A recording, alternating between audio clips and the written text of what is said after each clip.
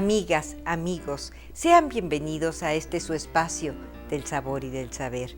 Hoy tenemos un invitado que es un escritor aún joven y sabio desde hace mucho tiempo, Adolfo Castañón, escritor, políglota, crítico de arte, en fin, con una gran trayectoria en las letras, pero además un gran conocedor en cuestiones gastronómicas. Así es que deduzco que nuestra charla va a ser muy sabrosa. Además, contaremos con los amenos y profundos comentarios de Alejandro Ordorica, que hoy abordará justamente un libro de nuestro invitado, Grano de Sal. Verán qué interesante. Así es que los invito a que pasemos a la mesa que ya humea. Buen provecho. Era aún muy joven cuando se reveló a Adolfo Castañón como uno de esos escritores que surgen escasamente en las letras nacionales. Manifestó muy pronto una reposada sabiduría, templada en la pasión por la lectura y en el amor a la escritura, a los libros. Conoce como pocos la literatura mexicana y a sus autores más significativos les ha dedicado ensayos diversos armados con inteligencia y cabal conocimiento. Destacan sus ensayos en este rubro sobre la obra de Alfonso Reyes, de Octavio Paz, de Carlos Monsiváis. Conocedor profundo de las letras de otros lares, ha escrito también con especial fortuna acerca de Montaigne o de George Steiner. Adolfo Castañón es poeta, narrador, traductor, ensayista y editor.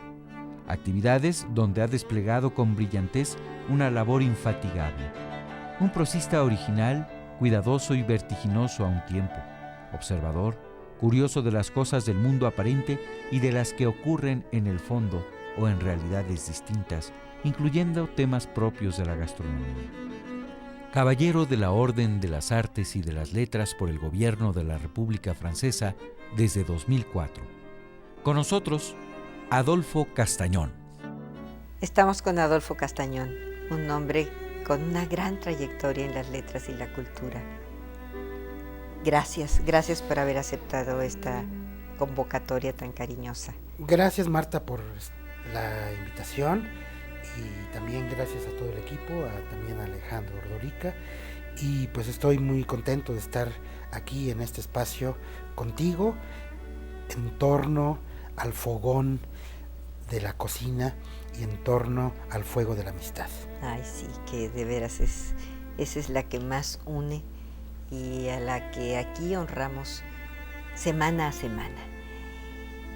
Y yo quisiera preguntarte, así sin mayor preámbulo, ¿qué opinas de la cada vez más subrayada presencia del masculino en la cocina? ¿Qué opinión te merece? Bueno, yo diría que no es algo nuevo.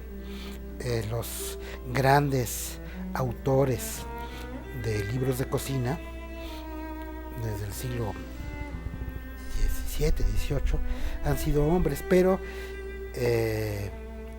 detrás de ellos hay, como en México, en la colonia, una multitud de recetarios anónimos que se han compuesto en parte por las señoras de la casa, en parte por las asistentes, y en ese contexto yo creo que la presencia de los hombres en la cocina tiene que ver, por lo menos para México y para el universo de la cultura hispánica, con una cierta transformación de las costumbres, en el sentido de que a lo mejor la mujer trabaja y el hombre tiene que aportar también su ingenio, su fuerza, pero justamente en el recetario de mi libro Grano de Sal, que hicieron mis bisabuelos, Jovita y Juan E. Morán, en 1883, ahí se ve ya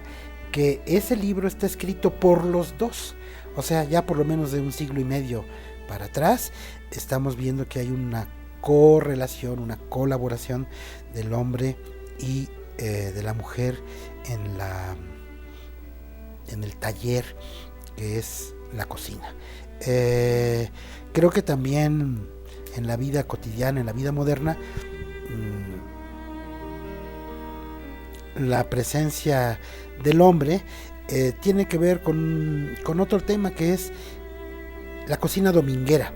Los hombres tienen derecho a entrar a la cocina los días de fiesta, los domingos, cuando pueden dejar atrás un rastro de cacerolas y platos sucios, y lo que importa es el resultado magnífico, sublime. Pero en la prosa cotidiana, en el día a día, de resolver el bastimento consuetudinario, a lo mejor a la mujer le toca la muy honrosa, muy eficiente y muy exigente labor de hacer los frijoles, preparar el arroz, ir al mercado por la carne, por el pescado, las verduras. Yo pienso que hay una colaboración entre ambas instancias. Sí, qué bueno. Y realmente fíjate que ahorita me acordé de un detalle jocoso, una de mis apoyos aquí fundamentales en mi casa, Lidita, que ya es todo un personaje, cuenta algo bien de veras simpático, que por eso hago referencia cuando le preguntan que si la señora está trabajando. Dice, no, está pintando. Así es que bueno, imagínate, fíjate, estas labores no las ven como, pero en cambio la cocina sí la encuentran como un trabajo útil y que tiene beneficiarios, pero es muy interesante lo que nos estás contando, y qué bueno que nos relatas lo de tus abuelos, porque es inspiración para que muchos de los que nos están escuchando hagan sus recetarios de forma conjunta. Yo creo que esa es muy importante. Esa es la nueva, la nueva fórmula. Hay que ir agarrados de la mano al mercado o al supermercado, y después irse igualmente agarrados de la mano a la cocina para cortar y preparar las cosas. Pero un poco siguiendo la conversación de la relación hombre-mujer en la cocina, la mujer tiende, o la cocina mexicana tiende a ser una cocina muy tradicional, muy conservadora. Entonces, por ejemplo, hay un plato, y esa es una anécdota que voy a contar en relación con una muchacha que nos asistía, que es el pozole. El pozole normalmente se hace con cerdo o con pollo, pero a mí se me ocurrió un día hacer un pozole de res. Y entonces esta amiga, porque finalmente es una amiga, Irma, me hizo por un lado un caldo de res y por otro lado el maíz hervido, y como que me los dejó ahí y dijo, y ahora usted haga lo que quiera, porque le parecía de alguna manera una profanación o algo muy heterodoxo introducir la carne de res en el potaje de maíz del pozole. Eso es simplemente para delimitar un poco la diferencia de las sensibilidades. A lo mejor el hombre también por eso puede ser más inventivo y más atrevido, y la mujer en cierto modo es la que le va a poner el freno al hombre, decir, exacto, oye, no se puede mezclar un dulce con otro dulce. Es cierto. Pues tengo algunos comentarios, pero después de nuestro corte los haré.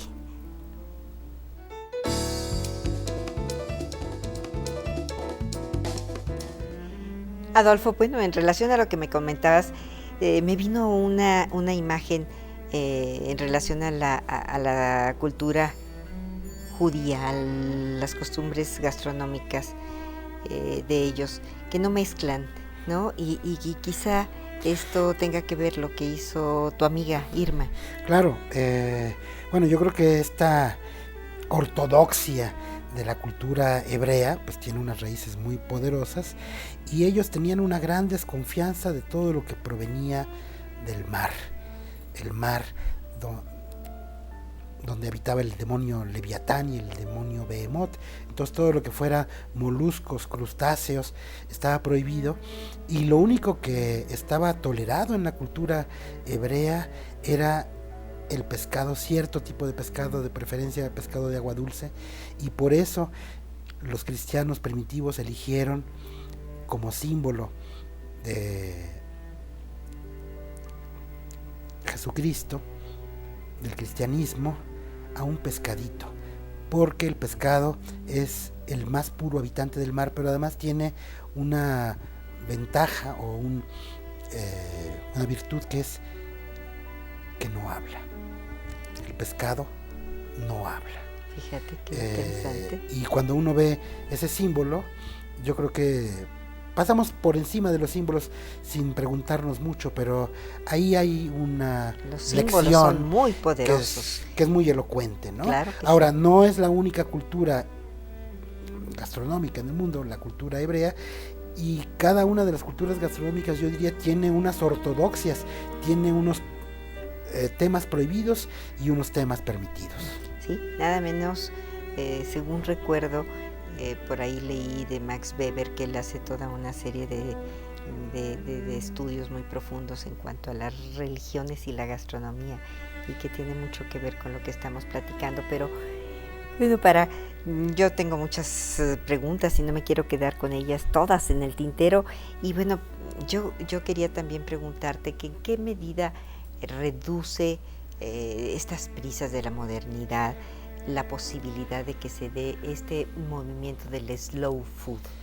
Bueno, yo pienso que el mundo contemporáneo es un mundo de movilización total, como diría el escritor alemán Junger, ya sea que sea una movilización para la guerra o una movilización para el consumo, y esa movilización hace que el hombre le dé la espalda a la parte poética, a la parte contemplativa, a la parte amorosa, a la parte hedonista, a la parte del placer. Y yo creo que en el mundo moderno el gran desafío de cada uno de nosotros es mantener una calidad de vida, y esa calidad de vida tiene que ver con una concepción del tiempo y con una concepción del espacio que hay que darles a las cosas para que las cosas fluyan y para que las cosas tomen su propio camino. Tienes mucha razón. Y tú hace un rato me hablabas de una relación que hiciste con el slow food y la guerra.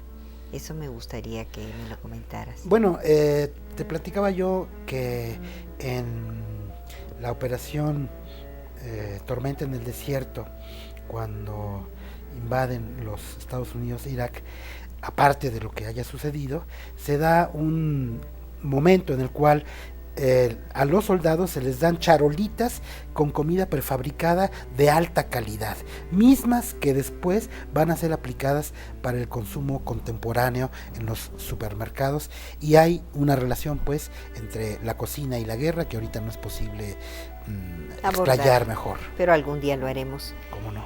Oye, y bueno, ¿y no será que también de alguna manera se me ocurre pensar que desean que se vayan con un buen sabor de boca?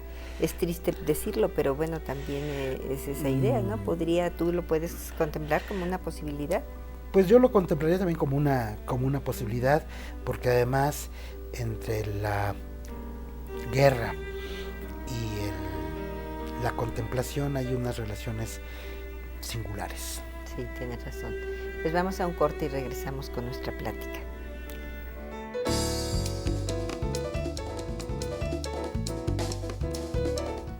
Adolfo, querido, tú tienes grandes conocimientos de filósofos, escritores y por supuesto de sus costumbres gastronómicas. A mí me gustaría que me platicaras de los filósofos que te vengan a la mente, de los escritores mexicanos.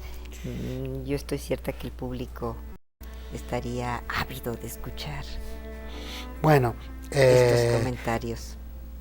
El primero es Sócrates, y Sócrates podemos decir que no era alérgico a nada, que le entraba a todo, y quizás esa fue una de las razones por las cuales lo mandaron a donde lo mandaron.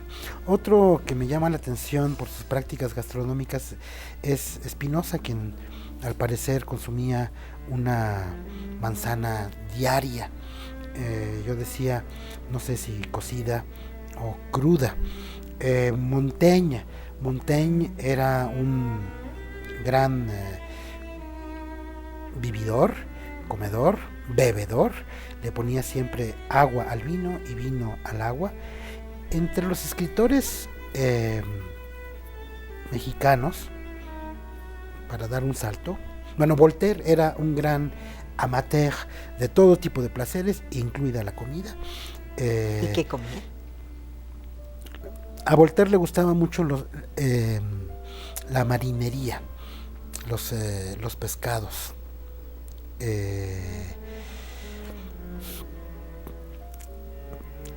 Hay un filósofo de la cocina que es Brillat Savarin, que es el gran fundador de la gastronomía, y él, bueno, es un adicto a los quesos, a las carnes.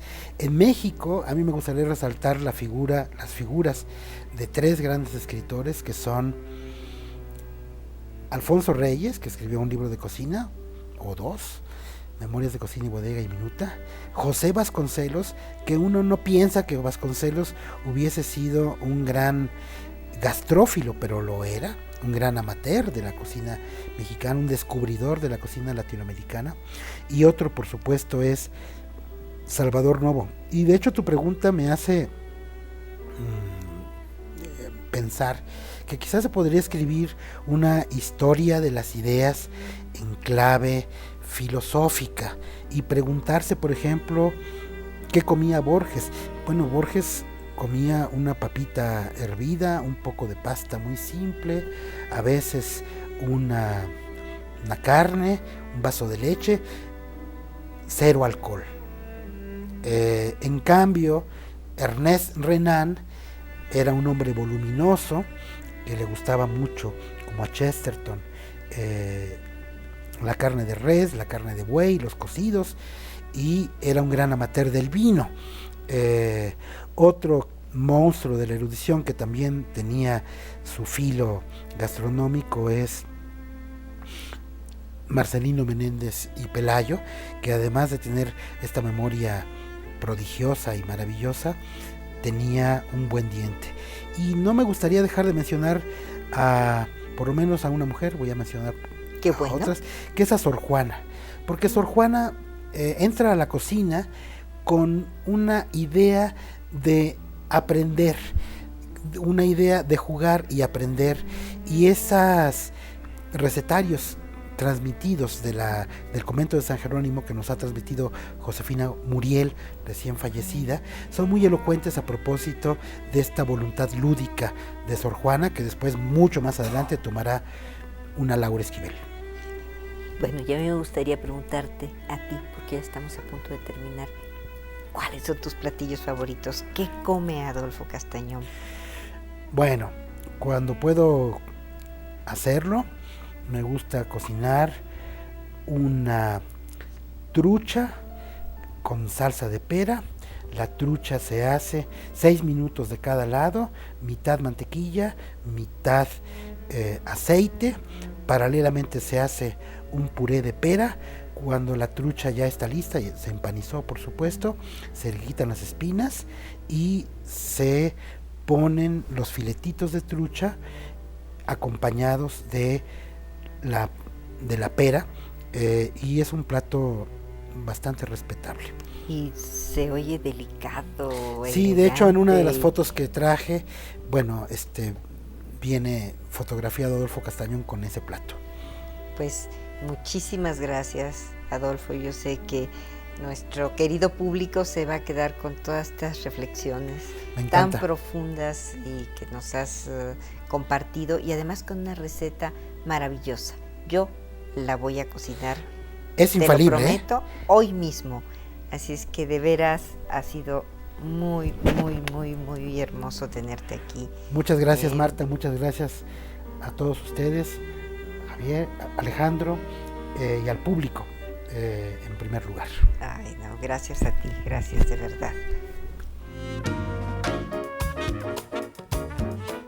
Dice la Biblia que el hombre es la sal de la tierra. Y hoy aquí lo comprobamos una vez más con ese sentido humano y diría yo hasta humanista del libro Grano de Sal de nuestro invitado de hoy, de Adolfo Castañón. Un banquete de sensibilidad, de sabores y saberes gastronómicos con una fina y luminosa prosa que nos lleva a través de temas fascinantes. Así, por ejemplo, él hace una profunda reflexión sobre la tortilla, ese alimento tan cercano a nosotros y que los dioses en la mitología azteca nos dejaran para beneficio y felicidad de los hombres a través de los milenios, que sirve lo mismo como cuchara que servilleta o plato, ya no digamos como alimento para todo nuestro pueblo. Incluso ahí se dice que, por ejemplo, los chinos piensan que los europeos son unos bárbaros porque usan esas armaduras y esas espadas que se sientan junto a ellos a la mesa y que con ellos comen como si fueran efectivamente emisarios de la barbarie.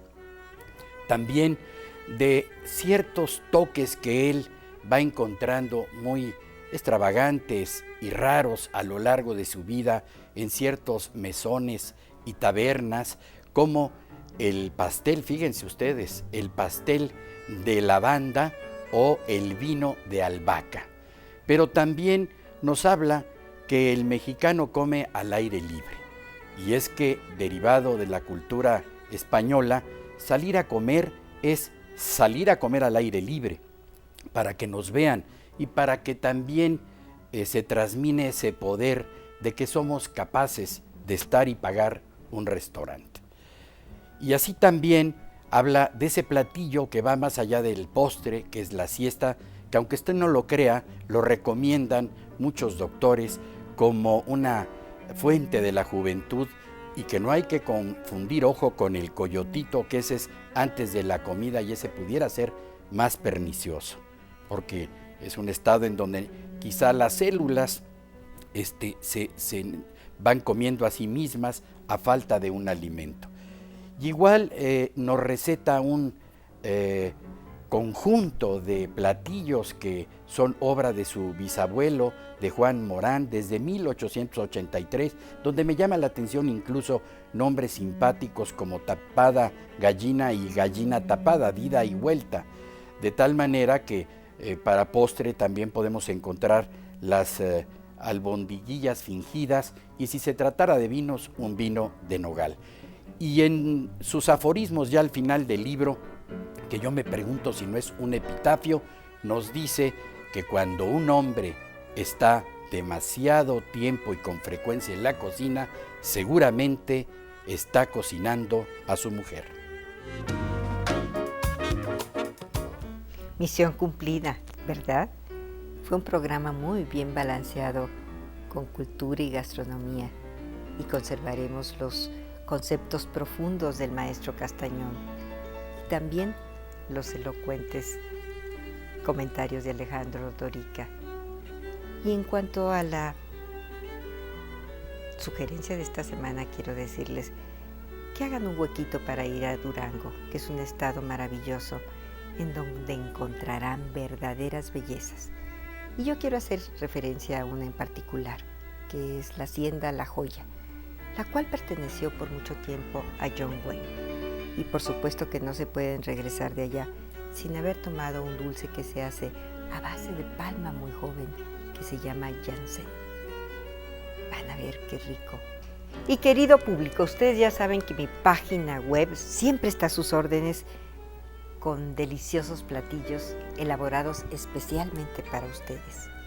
Y bueno, la reflexión final corresponde a Miguel de Cervantes Saavedra y dice que la mejor salsa del mundo es el hambre y como los pobres siempre tienen, también siempre comen muy sabroso. Pásenla bien.